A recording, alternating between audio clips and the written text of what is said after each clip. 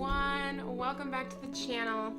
Today I'm just going to do a simple video. Of course it's not going to be as simple as I was hoping, because as soon as I started doing it, I started making it more complicated than it needed to be. However, somebody was asking for book recommendations, and I know I did this the other day, so I'll link to the other video where I shared what I was going to be reading during Lent. And I'm going to share right now, since it's the middle of Lent, what I have actually really gotten into. So this Lent, these are the real 2 books that I have really gotten into. I've been reading a little bit of everything that I shared before, but these are the ones that have really captured my attention and held it. Peaceful Discipline by Sarah R. Moore. She's a Christian. This is all very evidence-based, science-based. It's not anyone's personal philosophy. It is, based in fact.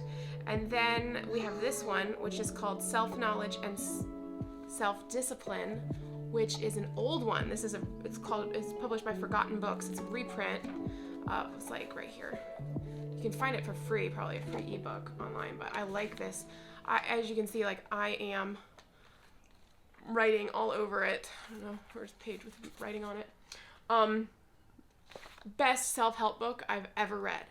And for those of you who don't know, I have narcolepsy. So I have spent the majority of my adulthood wondering what is wrong with me and why I have a hard time sticking to schedule. So I've read books such as Atomic Habits. I've read every self-help book under the sun. This was actually very good. This is why I'm sharing it. I read this twice, and it was very good.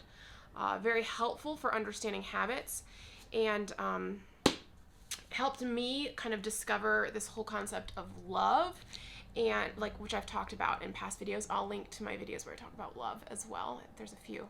But using love as the driving force of my habit formation has been the single most helpful thing for me, because I don't because of narcolepsy, I don't get into and just naturally fall into a rhythm or a cycle like other people do. It's very difficult for me to create long-lasting habits because of my circadian rhythm being so thrown off.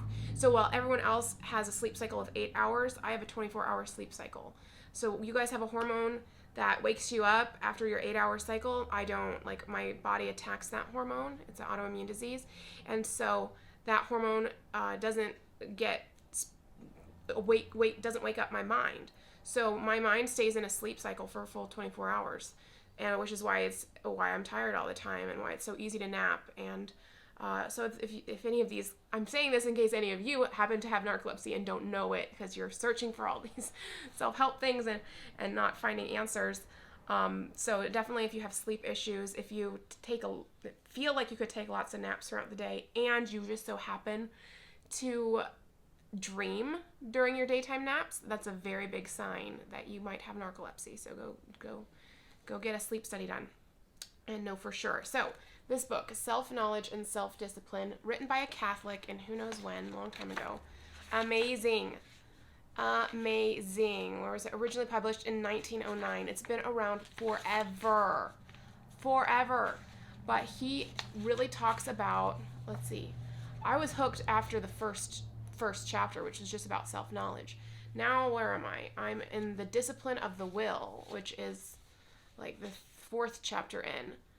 Amazing, the insight, just amazing. It's all Catholic insight, and it's about, he references St. Paul, who says, the good that I want to do, I don't, and then the evil which I don't want to do, I do that. And it's what is this internal struggle that we all have, and why do we have that? Fascinating. Highly recommend. So going along with self-discipline is why I've been also interested in, proper discipline of children. So I don't know if some of you might be familiar with this book, To Train Up a Child. I have read it. I read it when Josephine was little. I have read it since, and I tried to implement it as best I could, and did not feel comfortable with it personally. Hated it, actually. Thought it was absolutely evil, to be frank. It's a philosophy of the rod.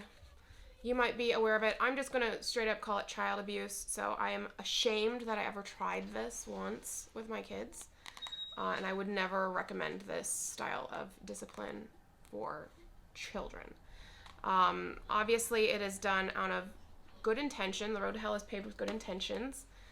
Sorry for the interruption. But what I was saying was it's made with good intentions. It seems wise. I think it is absolutely horrible and will only serve to drive your children away from you. And the control that it might instill, I'm not denying that there might be some control that is effective, is not going to be fruitful in the long term. I'll put it that way. So, if you are a parent and you have read this or attempted this or are tempted to try this sort of child discipline with the good intention of trying to give your kids proper boundaries and trying to teach them proper boundaries, that's what it is about. It's like, how do you teach proper boundaries the right way to children, so they understand the danger of, not having boundaries. Anyway, that's not the way to do it. I highly recommend reading something more like this. I'm so in love with this book right now. Actually, I'm on page 31.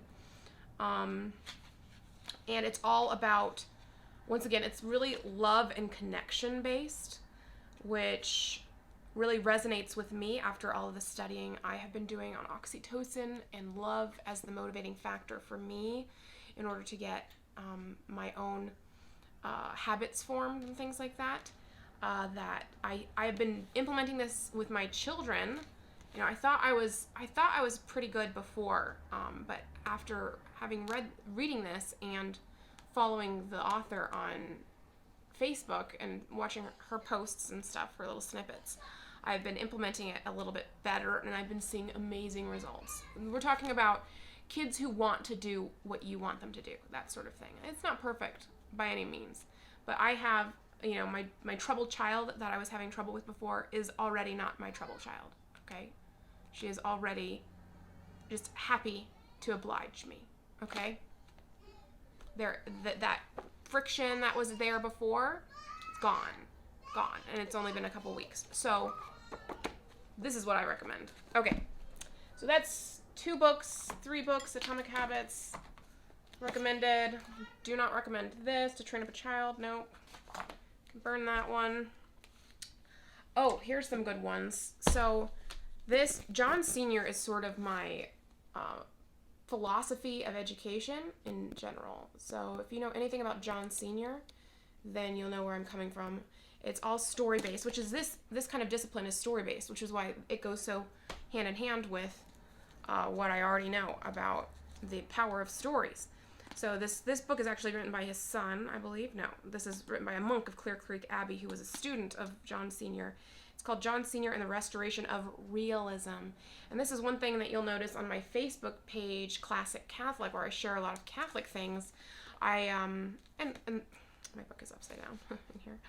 I try to keep it real in that, the modern world likes to mythologize fact, history, and be like, oh, that's just ridiculous. That couldn't possibly have actually happened. It must be a myth, or it must be a fabrication, instead of, looking at the potential of it being truthful and honest in some way. So anyway, talking about realism when we're reading history. This is a good one. It is, if you really enjoy overthinking, this is going to be the book for you. It's about love, charity. It's just, words cannot describe how good this is. This is from one of my favorite authors, Dr. Peter Kwasniewski. He was my professor at Wyoming Catholic, and he is the leading theologian today. If you want to know what's going on in the church, you need to be following Dr. Peter Kwasniewski. That is the name to know. He understands the complexity of the political, social, theological problems that the church is facing right now. And he has really keen insight into how to understand it and how to get through it. So this book is called The Ecstasy of Love in the Thought of Thomas Aquinas. Just amazing. Amazing book. I actually have not read this recently. I think I started it 3 years ago. But it's still, it's heavy. It is very heavy. So if you're an overthinker, or you are very well versed in Thomistic philosophy or theology and Aristotelian philosophy, then this is the book for you. You will really enjoy this. Okay. If you are new to tradition, this is the book you need to read. Open Letter to Confused Catholics. If Pope Francis has brought you to the traditional Latin Mass, let me just tell you, it has been going on for longer than you realize, and the confusion has been there. It's just not everyone has been as attuned to it or as sensitive to the confusion as certain traditionalists were. So this is by Archbishop Marcel Lefebvre. I can't really pronounce his last name, but there's two. I think British people say Lefebvre and Americans say Lefebvre. So I don't know how to. Lefebvre is how I will say it, but I think the French call it Lefebvre or something like that. So we just don't have the right sounds in our vocabulary to say it the right way. So Lefebvre. This is what you're gonna want to read. Pretty beautiful picture of my sister's family in there. I love it. All right, so if you have, I don't know how many times I've read this. I feel like I understand it more the more times I read it. So if you're new to tradition, learning about tradition, confused at all, not even sure if you are on board with tradition, but you're open-minded and you're willing to give it a thought, this is the book to read, and it will help. Now I have some meditation books. So if you do like a daily meditation in the morning with your coffee, these are my favorites, and I enjoy them. Introduction to the Devout Life. It is broken up section by section. I've read this a couple times. I love it. This is really built for like a daily spiritual growth, meditative practice. St. Francis de Sales is incredibly wise, and his wisdom is just beautiful. Here's a little one, My Daily Bread, and you just read chapter by chapter. They're small chapters. You can read a chapter a day, and it's beautiful. It's different topics for every day, and it's made by the Confraternity of the Precious Blood. It's just beautiful. A summary of the spiritual life is what it is, simplified and arranged for daily reading, reflection, and prayer. I highly recommend this. I'll link all these books in the description for Amazon, which you can, doing that will give me a little commission there. Let's see. Man, I'm this far in there. Okay, this one is actually meditations for each day, and it actually has the date. So this one is tied more clearly to the actual church's year. Now obviously it's not going to have any of the changing days. This is just going to be like for the unchanging days, like June 4th, the Sacred Heart of Jesus and the Blessed Eucharist.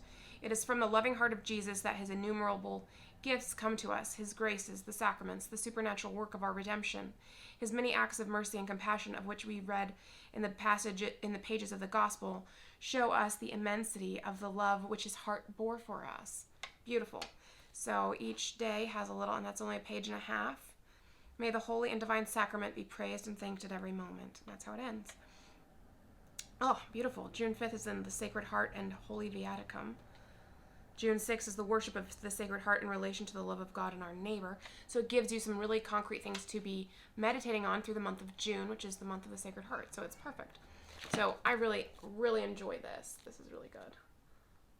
By Father Cordovani, I think. No. Antonio Cardinal Bacci. Why is he? Pray for me, the well-known spiritual writer Father Cordovani once wrote in a letter to a friend, that I may not die without having led some soul to sanctity, and without having written some book which will continue to preach the gospel long after my voice has been silenced forever. Beautiful. In writing these pages, I have desired likewise to do a little good, first of all for myself, and secondly for those who may wish to read and reflect upon them. This is exactly how I personally feel about my YouTube channel. So this is wonderful. I hope to accomplish something for myself in that I wrote down or videotaped these short daily meditations in order to be able to remember them more easily and to be able to turn to them whenever the opportunity should arise. Then, on the advice of enlightened friends, I decided to publish them in the hope that they might prove useful to others. So he wrote all of these. Wow. Beautiful. Okay. I believe that's all I have for you today. Yeah, so these are my meditation ones. This is my Confused Catholic. This is my Overachiever one. This is my introduction to the philosophy of story and understanding Catholic history, really, and Western culture. Beautiful. Child development and self-discipline. Yeah, so that's what I'm sharing today.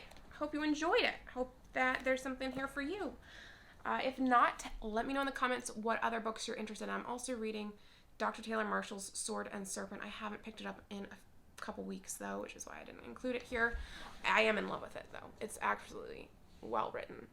As just a historical fiction novel, it is riveting. But as you can see, I've just really dived into the Peaceful Discipline book and the, Self-Knowledge and Self-Discipline. So I've just been so consumed by these books that I have not given Dr. Taylor Marshall's book as much time as I would like. Only so many minutes in a day, and you know us moms are busy, so I'm impressed that I'm even able to get through as far as I have in this one. Four chapters in. Oh, it's so nice, though. It's refreshing. Okay, so that is all for today's video. I hope you enjoyed it, and if you did, give it a thumbs up. Don't forget. And if you're new to the channel, please don't forget to subscribe, ring the notification bell. Check out my series. I have a playlist going. It is my year-long series on how to live a traditional Catholic lifestyle, from the inside out, rather than from the outside in, rather than just from watching how other people are doing it. This is me giving the insider scoop on how to do that. And right now we are preparing for Easter in the series. So I've done a couple videos on internal preparation for Mass, external, how to dress for Mass. That was my last video from last week.